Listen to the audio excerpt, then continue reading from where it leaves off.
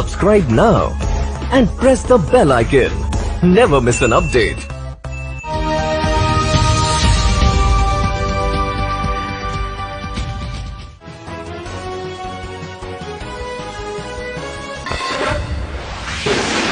और इस वक्त मैं बता दूं, मेरठ के बॉम्बे बाजार कहे जाने वाले आबू लाइन पर हूं, हॉस्पिटल में हूं। डॉक्टर शीशक कुमार जैन मेरे साथ में है। हॉस्पिटल का नाम है Shubham care and child centre. देखिए, मैं doctor Shishir Kumar Jain, IMA UP state का जॉइंट सेक्रेटरी और मेरठ नर्सिंग होम एसोसिएशन का उपाध्यक्ष हूं। और जैसे कि आपने कहा कि बहुत ज़्यादा हमारे यहाँ केसेस अब बढ़ रहे हैं पूरे भारतवर्ष में, और मेरठ में भी हमारे यहाँ केसेस काफ़ी बढ़ गए हैं। आपने देखा होगा, जो संख्या पहले 50, 60, 70 तक रहती थी, अब वो 200 के ऊपर कूद गई है। एक दिन तो हमारे मेरठ में 368 केस भी आए। और जो हम लोग अपने नर्सिंग होम एसोसिएशन के जो सदस्य हैं, उन सभी से कहते हैं कि इन्फेक्शन प्रिवेंशन कंट्रोल का बहुत ज़्यादा से ज़्यादा ध्यान रखें, और हम लोग भी अपने हॉस्पिटल में उसका ध्यान रखते हैं। जैसा कि आपने बाहर देखा होगा कि हमारे यहाँ बैठने की सीट्स हमने बहुत कम कर दी हैं। एक कोविड हेल्प डेस्क अलग बना दी है। जो भी पेशेंट हमारे पास आता है वो पहले कोविड हेल्प डेस्क में आता है, जिसमें कि हम उसका टेम्परेचर और ये देखते हैं कि उसको सांस की कोई तकलीफ तो नहीं है, खांसी जुकाम की कोई शिकायत तो नहीं है।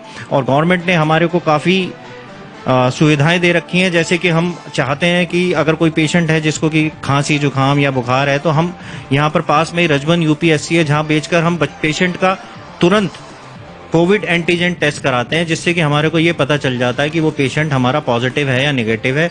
और अगर वो पॉजिटिव होता है तो हम उसे तुरंत कोविड हॉस्पिटल्स में, जैसे कि मेडिकल कॉलेज, आनंद या सुभारती में भेजते हैं। और अगर वो नॉन कोविड है, निगेटिव है, तो हम उसे अपने यहाँ एडमिट कर लेते हैं और हम उसका सुचारू रूप से इलाज को करते हैं। और साथ में ही हम लोग ये कोशिश करते हैं कि हम सभी अपने स्टाफ को मास्क लगाने को कहें।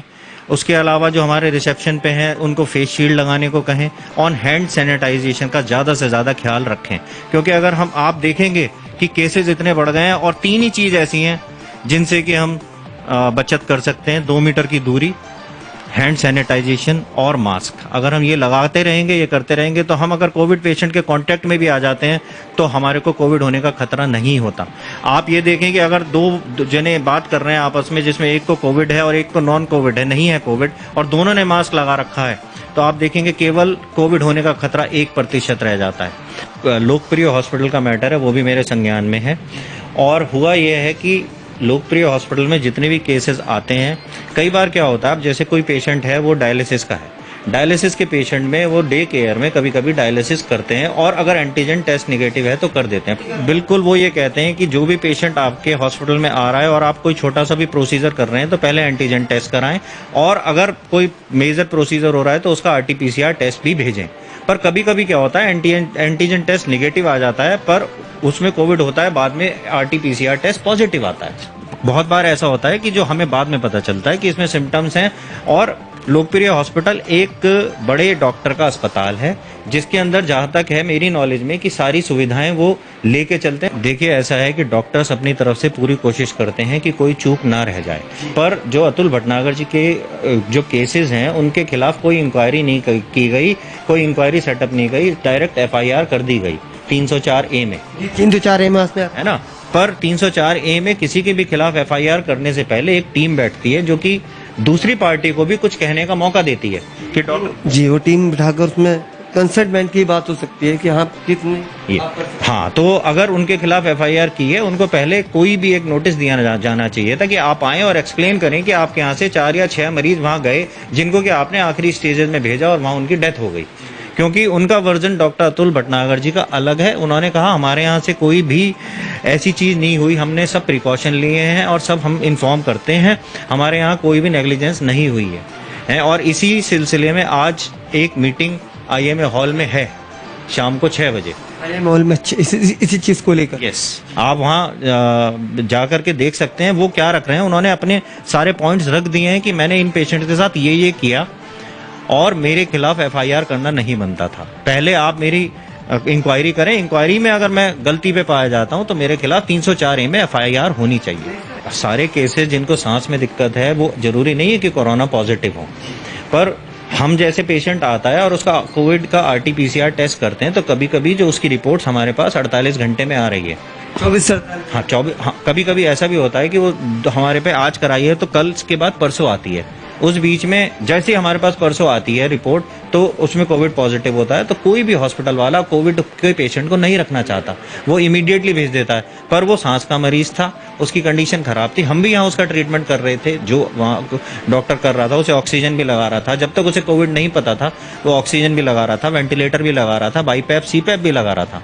पर जैसे ही उसे पता चला उसे मेडिकल कॉलेज भेज दिया गया, पर कंडीशन उसकी खराब ही थी, है ना। तो कई बार इतना समय नहीं मिल पाता, जांच हमारे पास नहीं आती, इसीलिए कोविड एंटीजन टेस्ट करते हैं। अगर वो पॉजिटिव आता है, हमारे मेरठ में कोई भी अस्पताल वाला उस केस को नहीं रखेगा जब तक कि सरकार ही हमें ये ना कह दे कि अब आप ऑथराइज्ड हैं कोविड का इलाज करने के लिए। हमारे डॉक्टर्स तैयार हैं, वो कहते हैं कि अगर हमें ये सुविधा दी जाएगी, और सरकार भी कह रही है कि आप अगर चाहते हैं अपने हॉस्पिटल को कोविड बनाना, आप हमें एप्लीकेशन दें, हम आपके हॉस्पिटल का इंस्पेक्शन करेंगे और आपके हॉस्पिटल के कुछ बेड्स को या किसी पार्ट को कोविड हॉस्पिटल बना सकते हैं। आप भी समझते होंगे कि आगे आने वाले समय में कोविड के केसेस और बढ़ने वाले हैं। खाली आनंद या जिस तरीके से संख्या ऊपर जा रही है, खाली आनंद मेडिकल कॉलेज या सुभारती या मुलायम सिंह नहीं संभाल सकते इस पूरे लोड को, तो कभी ना कभी ऐसा जरूर होना पड़ेगा कि हमारे मेरठ में एक के बाद दूसरा, जैसे आनंद है, 5-7 प्राइवेट हॉस्पिटल्स को भी कोविड हॉस्पिटल बनाना पड़ेगा। देखिए, हम अपनी तरफ से पूरी प्रिकॉशन रखते हैं, गैदरिंग ज़्यादा ना हो, लोगों को दूर दूर बैठाएं, थोड़ा उनको हैंड सैनिटाइजेशन और चीज़ों का ख्याल रखें। और हम जो ख्याल रख रहे हैं, हम आज तक उसमें सफल हैं, क्योंकि 6 महीने के पीरियड में हम टेस्ट कर रहे हैं या मरीज को देखकर आगे भेज देते हैं। हमारे हॉस्पिटल में अभी तक एक भी कोविड पॉजिटिव पेशेंट भगवान की दुआ से नहीं। ये भी बहुत बड़ी खुशी।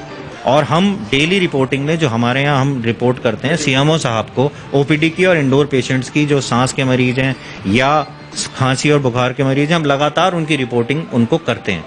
हमें पूरा बच्चे का पता, फ़ोन नंबर, उसके बाप का उनके हमें भेजना पड़ता है। वो लोग उन्हें फ़ोन करते हैं कि भाई आपको डॉक्टर साहब ने देखा था, कोविड टेस्ट एडवाइस कर रखा है, आप आएँ और कराएं।